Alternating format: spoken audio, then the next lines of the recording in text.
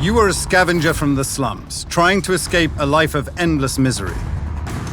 No matter why you take part in the Bloodharvest, your objective is the same: to evade the hunter's onslaught and escape the garden.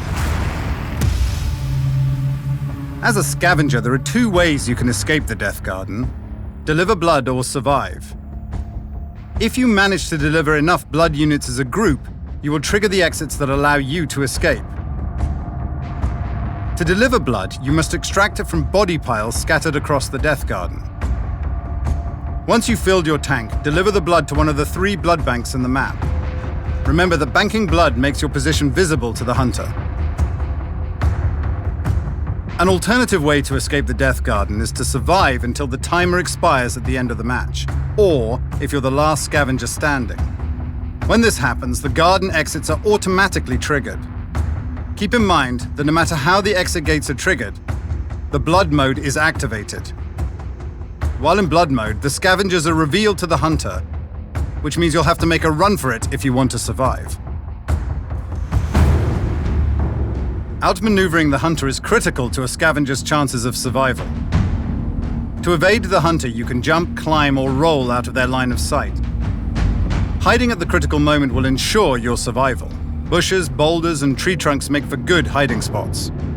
However, the hunter has constructs which force you out of hiding, using their turrets, mines, and the drones that populate the garden. Once activated, drones hover in the air, revealing every scavenger in the area.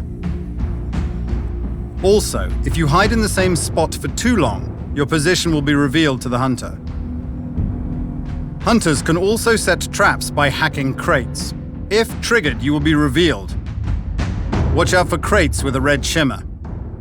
Knowing which tactics and weapons the hunters have at their disposal will give you an edge as a scavenger.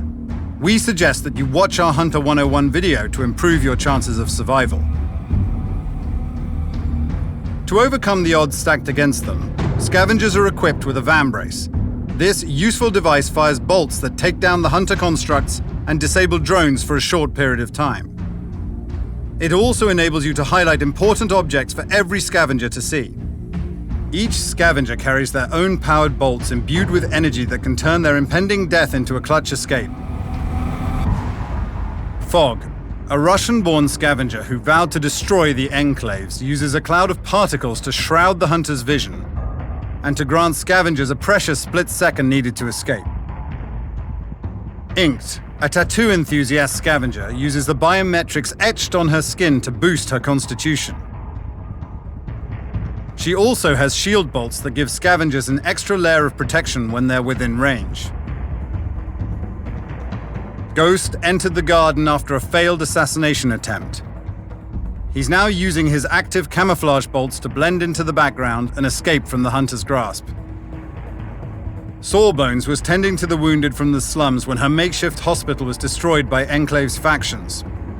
She now helps the scavengers in the garden, using her powered bolts to heal and revive them and help avoid execution.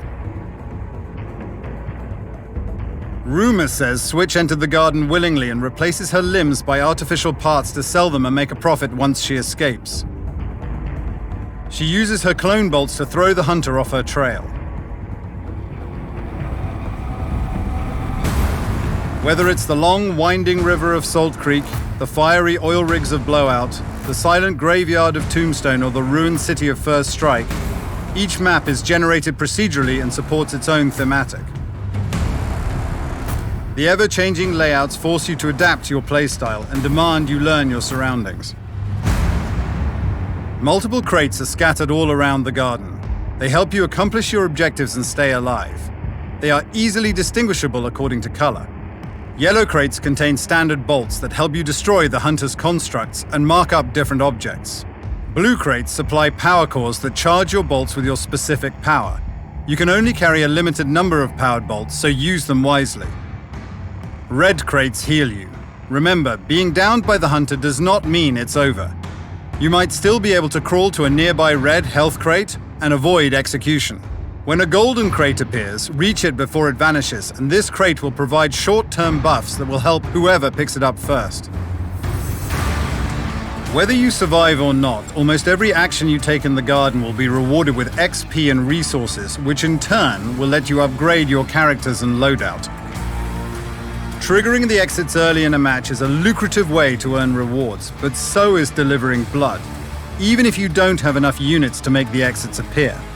Additionally, rescuing a fellow scavenger from impending death, shooting down drones, highlighting objects, escaping chases, being the last scavenger standing, and many other actions will grant you a considerable amount of XP and resources.